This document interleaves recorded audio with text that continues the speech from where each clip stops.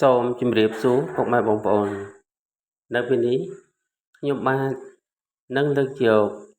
តម្រុយឆ្នោតវៀតណាមម៉ោង 1:30 នាទីម៉ោង 4:30 នាទីម៉ោង 6:30 នាទីថ្ងៃទី 14 ខែឧសភាឆ្នាំ 2025 ដើម្បីមកចែកជូនពុកម៉ែបងប្អូនមុននឹងចូលដល់តម្រុយឆ្នោតខ្ញុំបាទសូមលើកយកតម្រុយឆ្នោតដែលបានឲ្យការពីម្សិលមិញដើម្បីមកទៀងទាត់ជូនពុកម៉ែបងប្អូនសម្រាប់ម៉ោង 1:30 នាទីម៉ោង 4:30 នាទីហើយនិងម៉ោង 6:30 នាទីតម្រុយដែលបានឲ្យគឺមានលេខ 05 18 23 38 លេខអុកមាន2ខ្ទង់គឺអុកខ្ទង់20ហើយនិងអុកខ្ទង់30បន្តមកទៀតនេះខ្ញុំបានទាំងទៀងទាត់ជូនពុកម៉ែបងប្អូនសម្រាប់ម៉ោង 1:30 នាទីម៉ោង 1:30 នាទីគឺយើងត្រូវបានប៉ុស A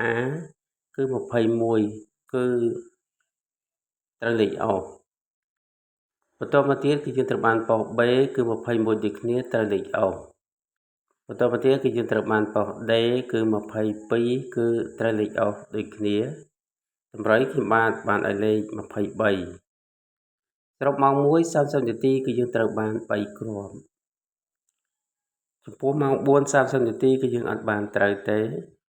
បន្តមកទៀតនេះខ្ញុំបាននឹងទៀងទាត់ជូនពុកម៉ែបងប្អូនសម្រាប់ម៉ោង 6:30 នាទីម៉ោង 6:30 នាទីគឺយើងត្រូវបានប៉ុស A គឺ31គឺត្រូវលេខអុក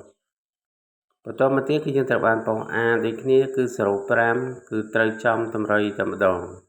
តម្រុយខ្ញុំបានឲ្យលេខ05បន្តមកទៀតគឺយើងត្រូវបានប៉ុស C គឺ09គឺត្រូវជោគទង់សរុបម៉ោង 6:30 នាទីគឺយើងត្រូវបាន3គ្រាប់បន្តមកទៀតនេះខ្ញុំបាននឹងលើកយកតម្រុយសម្រាប់ថ្ងៃទី14ខែឧសភាឆ្នាំ2025ដើម្បីមកចែកជូនពុកម៉ែបងប្អូនតម្រុយគឺមានលេខ72 44 04 27លេខអុកមាន2ខ្ទង់គឺអុកខ្ទង់40ហើយនិងអុកខ្ទង់70សូមពុកម៉ែបងប្អូនជួយចុច Subscribe ហើយនិងសញ្ញាមេដៃចុចសញ្ញាកណ្ដឹងដើម្បីទទួលបានវីដេអូថ្មីៗដែលខ្ញុំបានចេញជារៀងរាល់ថ្ងៃសូមជូនពរសូមឲ្យពុកម៉ែបងប្អូនមានសំណាងល្អគ្រប់ក្រុមគ្រួសារបើសិនជាពុកម៉ែបងប្អូនមានចម្ងល់អ្វីមួយចង់សាកសួរឬក៏ផ្ដល់យោបល់សូមខមមិននៅខាងក្រោម